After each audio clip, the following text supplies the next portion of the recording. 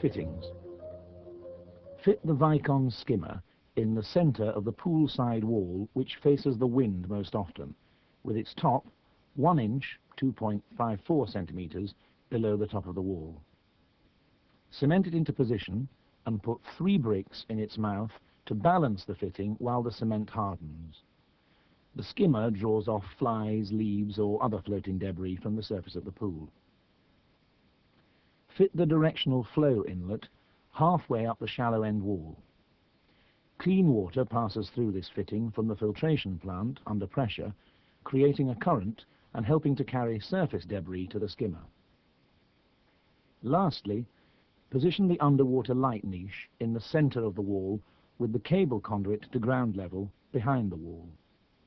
Which wall is dictated by the direction of the light's beam.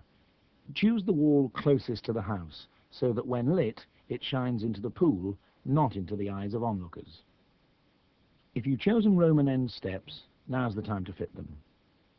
Drill the flange in line with each course of blockwork and push a conventional wall tie through the hole. Cement the top of the wall tie to the next block in line. Later, when the wall has set, pack the gap with concrete. The steps are pre-formed and for a perfect fit should be positioned with their top level with the pool wall, 2 inches or 5 centimetres below the datum peg. Fit them 1/2 inch, 30 millimetres, proud of the pool walls to allow for rendering.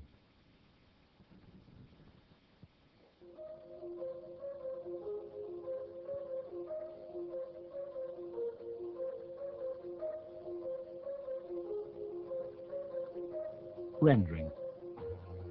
The wall is now complete and ready for rendering with a strong mix of sand and cement to produce a smooth finish across the blockwork.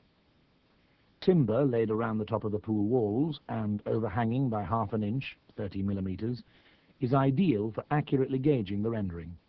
Hold them loosely in place with spare concrete blocks. The rendering mix is 6 sand to 1 cement. Render the pool corners to an even curve of roughly 7 inches, 18 centimetres radius.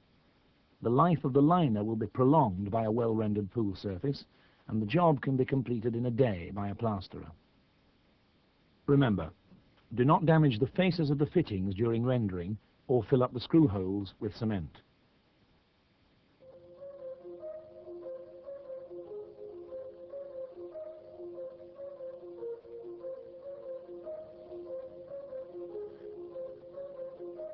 The hopper section and groundwater.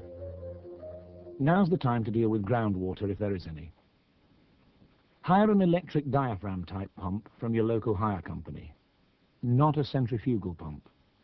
The diaphragm pump is very important because it holds its prime and continues to work unhindered to keep the hole dry by sucking away water as soon as it appears. Dig out any loose silt in the hole and remove it. Mark out the exact dimensions of the hopper using the installation manual and lines to a depth of 3 feet 6 inches or 107 centimetres from the top of the datum peg, or 3 feet 4 inches or 102 centimetres from the top of the wall.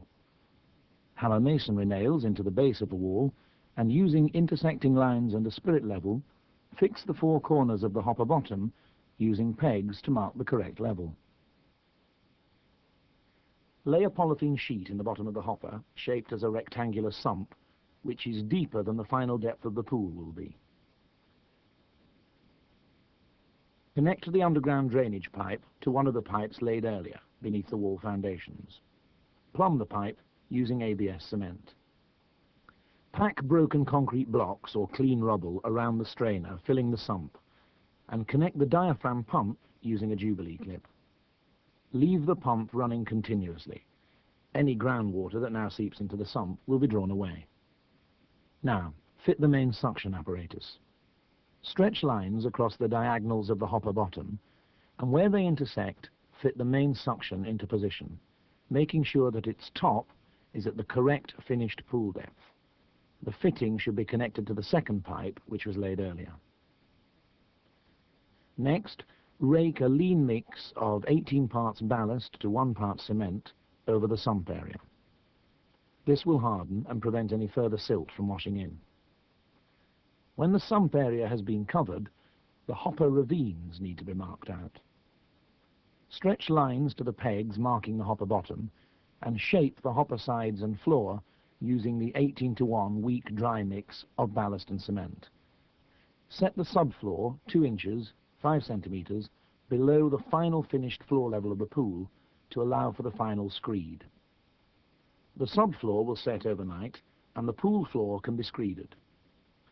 This needs a damp mix of 6 parts loam sand, not sharp sand, to 1 part cement, which should be spread and compacted with a wooden float and then skimmed smooth with a steel float. Next day, the floor will be firm enough to walk on, but porous enough to allow water to pass through and drain away. At this moment, the Roman end steps have no support underneath the treads. Using a 6:1 dry concrete mix, pack it hard under each step, tamping thoroughly and meticulously to ensure solid, compacted support. The dry mix sets without shrinking. Fill the gap between the blocks and steps with wet concrete. Take care to fill it thoroughly and then infill behind the pool walls with clean pea shingle as far as the inlet fitting, allowing pipework to be laid back to the filtration unit. 3 white ABS pipes are needed now. Lay them together but not touching and cover them with sand. Continue infilling over the pipes to a height 6 inches below the top of the wall using clean pea shingle, not clay or excavated soil. The remaining 6 inches of infilling is carried out using steel reinforced concrete. Scaffolding planks make perfect shuttering for the concrete and should be set 6 inches away from the pool wall. 2 lengths of 1/2 inch 13 mm diameter steel are embedded in the concrete around the outside of the pool. The concrete is poured in and leveled to the top of the wall. When it's hardened, knock the shuttering away and remove the blocks from behind the step section. Remember, the top 6 inches or 15 centimeters of your pool are the most vulnerable. It's here where thick ice in winter can exert pressure and could disturb the top course of blocks. Hence the need for the reinforced concrete ring beam around the pool. When the ring beam is fully hardened, remove any rough edges and protruding particles from the front edge of the pool wall. Start with a shovel or a spade and finish with a spare block to rub the edges down to a fine finish ready for the liner lock fixing track, which holds the liner in place.